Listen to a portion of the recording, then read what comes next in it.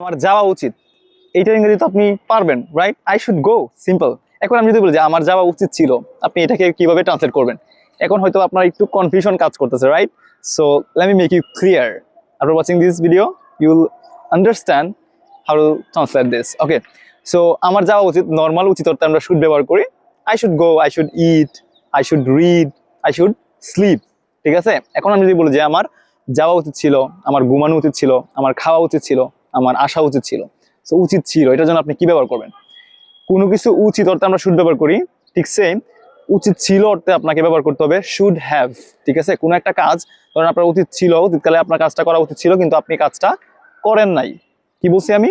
I repeat, কোনো একটা কাজ আপনার অতীতকালে করা উচিত ছিল বাট আপনি কাজটা করেন নাই, এই ক্ষেত্রে আপনি ব্যবহার করবেন শুড হ্যাভ, মানে উচিত ছিল। তো শুড হ্যাভ এর পরে যে ভার্বটা দিবেন সেটা অবশ্যই বি3 হতে হবে। সো আমি এখন যদি বলি যে আমার যাওয়া উচিত ছিল, আই শুড হ্যাভ গান, মানে আমার যাওয়া উচিত ছিল কিন্তু আমি যাই নাই। ঠিক আছে?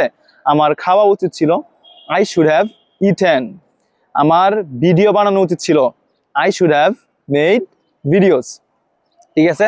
সো আপনি এভাবে চাইলে কিন্তু নর্মালি এই ধরনের বাক্যগুলোকে শুড হ্যাভ ব্যবহার করে সিম্পলি ট্রান্সলেট করে ফেলতে পারবেন। আমার যাওয়া উচিত, আই শুড গো। আমার যাওয়া উচিত ছিল, আই শুড হ্যাভ গান।